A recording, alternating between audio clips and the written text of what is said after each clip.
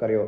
એ જ વખતે બધા જ ભક્તજનોએ સંકલ્પ કર્યો કે ભગવાન જો રાજી થાય તો જીવન પૂર્ણ થયું, અને કદાચ ગમે તેટલું કરીએ પણ ભગવાન જો રાજી ન થાય તો જીવનનો હેતુ શું? દેવ, મંદિર, કથા, વાર્તા, દર્શન, કીર્તન બધું જ કરીએ શેના માટે? ભગવાનને પ્રસન્ન કરવા માટે. મંદિર જઈએ, મંદિરમાં જઈને ભગવાન જો રાજી ન થાય તો મંદિર ગયાનો હેતુ શું? સેવા કરીને ભગવાન રાજી ન થાય તો સેવા કર્યાનો હેતુ શું? ક્યારે રાજી થાય? કે પોતાનું મનનું મૂકી અને ભગવાન જેમ કહે, પોતાનું મનનું મૂકી જેમ ભગવાનના સત્પુરુષ જેમ કહે, ભગવાનના સંત જેમ કહે, એમ પોતાના તન મન ધનને યથા યોગ્ય યથા જગ્યાએ સમર્પણ ભાવથી પોતાનું માનનું માનેલું મૂકી અને જો કરે તો રાજીપો થાય. એટલે કે ઘણી વખત મંદિરમાં તો આપણે જતા હોય પણ મન ધાર્યું છૂટે નહીં તો રાજીપો પ્રાપ્ત ન થાય. સેવા તો કરતા હોય પણ મનથી માનેલી સેવા કરતા હોય, ભગવાન કે સત્પુરુષના વચને સેવા ન કરતા હોય તો સેવા તો જગતમાં ઘણા કરે, સારું લાગે એટલી કરે, ઠીક લાગે એટલી કરે, પણ રાજીપો પ્રાપ્ત ન થાય. વિચાર કરો, ભગવાન જેવા ભગવાન મળ્યા અને હવે રાજી ભગવાન થાય એવું કરી લેવું. ભગવાનની સમક્ષ બધા જ ભક્તજનો ઊભા થઈ ગયા, મહારાજને બે હાથ જોડીને વંદન કર્યા કે હે પ્રભુ, આપ રાજી થાવ એવું કરવું, અને વ્યસનો છોડ્યા.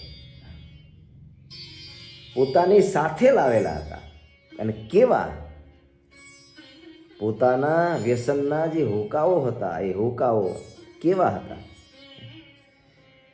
હતા હોકા રૂપાથી ઘડેલા, હે વળી જીવની સાથે જડેલા, છેટા રાખે નહીં ક્ષણવાર,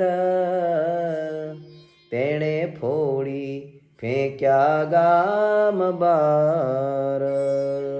ભગવાનને રાજી કરવાનું અંતરની કુટેવો જે છે, સ્વભાવ છે, અભાવ છે, કુભાવ છે, મન જ્યાં મેલું થયું છે, મન ધાર્યું કરવાની જે સ્વાભાવિક વૃત્તિ છે,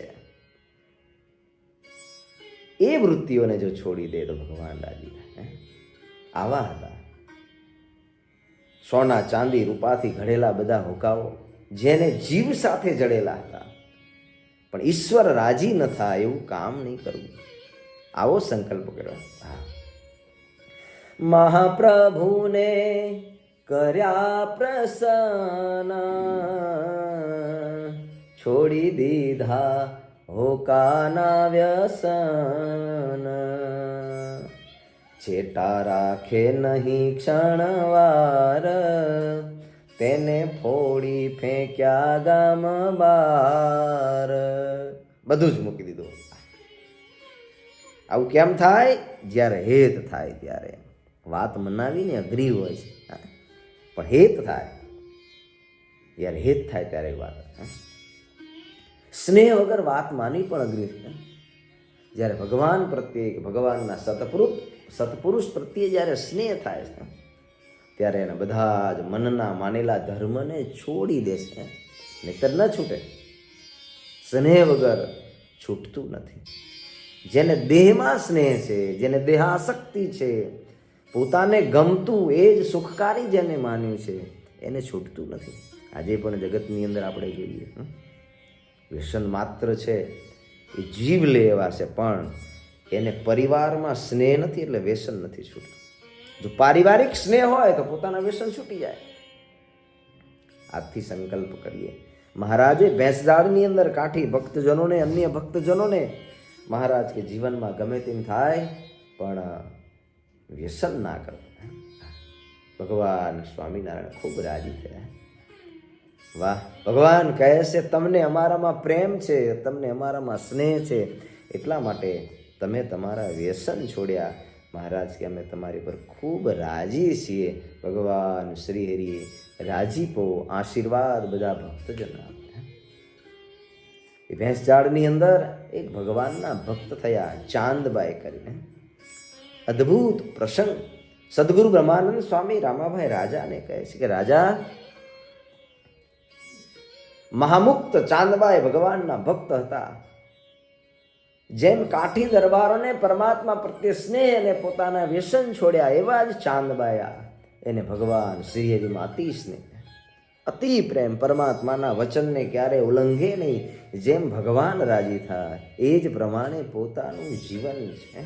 એક એક ક્ષણ, એક એક પલ, દિવસ રાત હરિચિંતન, પ્રભુ ચિંતન, ભગવાન શ્રી હરિનો જ એક મનની અંદર ઘાટ અને સંકલ્પ થાય, બીજું યાદ ના આવે.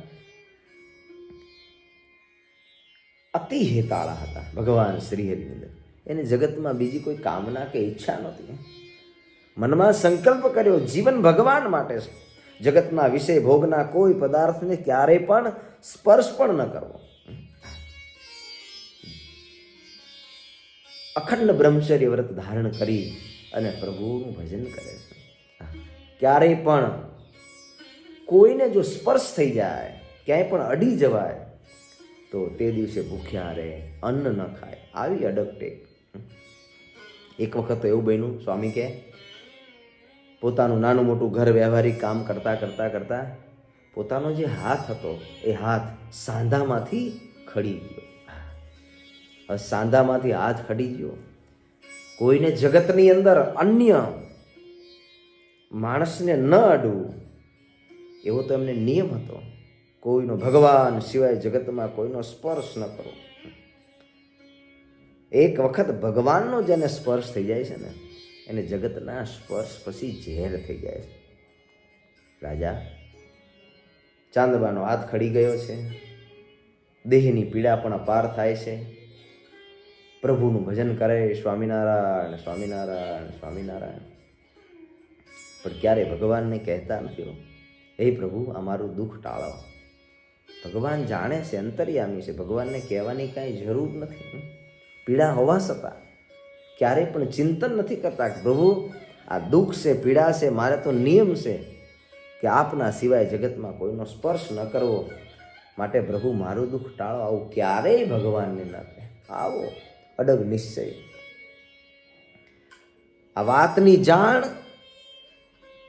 સ્વર્ગાદિક લોકની અંદર રહેતા દેવતાઓને ખબર પડી કે ધરતી ઉપર આવા પણ ભગવાનના ભક્ત છે.